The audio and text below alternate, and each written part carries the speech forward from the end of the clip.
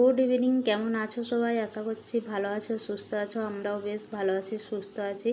আর আজকে দেখে বুঝতেই পারছো কোথায় গিয়েছিলাম। হ্যাঁ, আজকে কাঞ্চনার লক্ষ্মণদের রুমে গিয়েছিলাম। আমি যেহেতু বাড়ি চলে আসবো, এই জন্য ওরা আমাদেরকে নিমন্ত্রণ করেছিল খাওয়ার জন্য রাত্রের দিকে।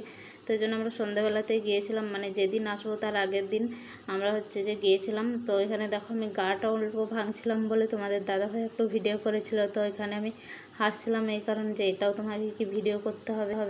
আর এদিকে দেখো আমরা যাওয়ার আগে কিন্তু ওরা পুরো রান্না কমপ্লিট করে রেখেছিল। তো লঙ্কা না সরি শসা, লেবু, তারপরে পেঁয়াজ সমস্ত কিছু কেটে রেখেছিল। আর আমি রান্না করে যে দেখি ওর থালা বাসন সমস্ত কিছু পরিষ্কার করছে। যে বললাম যে আমাকে অল্প দাও, পরিষ্কার করে দিই।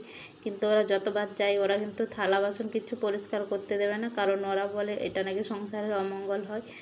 আর সত্যি কথা বলতে কি জানো তো, একটা বছরে কাঞ্চনা আর লক্ষ্মণ এতটা মানে কাছের হয়ে গেছিলো। কাঞ্চনা তো এই একটা বছর ওর সঙ্গে আমার পরিচয়, কিন্তু লক্ষ্মণের সঙ্গে তো আগের থেকেই পরিচয় ছিল। তো এতটা কাছের হয়ে গেছিলো, যেখানে ঘুরতে যেতাম একসঙ্গে, খেতে গেলে একসঙ্গে।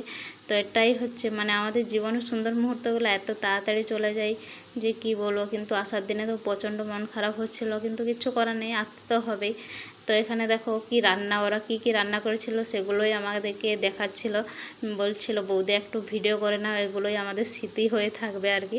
তো এখানে যে আমি একদম সিম্পল রাখতে বলেছিলাম, যেহেতু আমরা 2 দিন ট্রেনে জার্নি করে আসবো, এই জন্য বলেছিলাম একদম সিম্পল রান্না রাখবে। তো কাঞ্চনা এদিকে আলু ভর্তা করেছিল, পায়েস করেছিল, ডাল করেছিল, আর মাছের ঝাল, আর লাস্টে তো পাঁপড় ছিল। তো এটা ছিল তার পরের দিনের সকালে ভিডিও। দুটো ভিডিও জুড়ে আমি ভিডিওটা করেছি, কিন্তু মনটা খারাপ ছিল এই জন্য ক্যামেরা আর অন করিনি। তো এই যে এখন আমরা বেরিয়ে গেছি, দেখো ব্যাগ ড্যাগ গুছিয়ে নিয়ে। রুমটা কিন্তু ছেড়ে আসেনি, রুমটা যেহেতু তোমাদের দাদাভাই থাকবে, তো এই জন্য রুমটা থাক। আর আমরা তো আর আসবো না, এই জন্য তোমাদের দাদাভাই বললো মাঝে মাঝে যখন ঘুরতে আসবে তখন। তো এখন আপাতত তোমাদের দাদাভাই একাই রুমটাতে থাকবে, আর আমরা মাঝে মাঝে যখন ঘুরতে আসবো তখন আমরাও রুমটাতে থাকবো আর কি। আর এখন দেখো আমরা একদম সেন্ট্রালের উদ্দেশ্যে বেরিয়ে গেছি। আর এই যে রাস্তায় এত জ্যাম, মানে কি বলবো তোমাদের, এই 9টা 9:30টার সময় টাইম এতটাই রাস্তায় ট্রাফিক থাকে।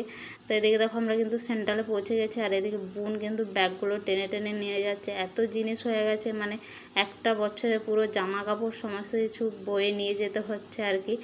আর এদিকে দেখো সেন্ট্রালের ভিড়টা দেখো। আর সেই দিন এত প্রচণ্ড পরিমাণে গরম ছিল বন্ধুরা, কি বলবো তোমাদের, পুরো মানে সে গুমটনি যেমন গরম হয় সেরকম। আর এটা আমাদের যে 6 নম্বর প্ল্যাটফর্ম ছিল, কিন্তু ট্রেনটা দাঁড়িয়েছিল যে 10 নম্বর প্ল্যাটফর্মে।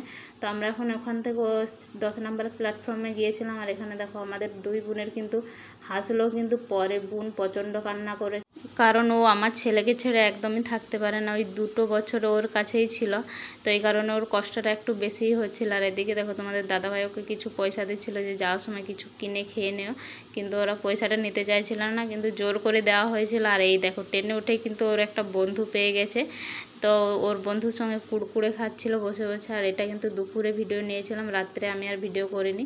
আর তোমাদের দাদাভাই খাচ্ছিল। তো চলো ভিডিওটা এখানেই শেষ করছি আজকের মতো।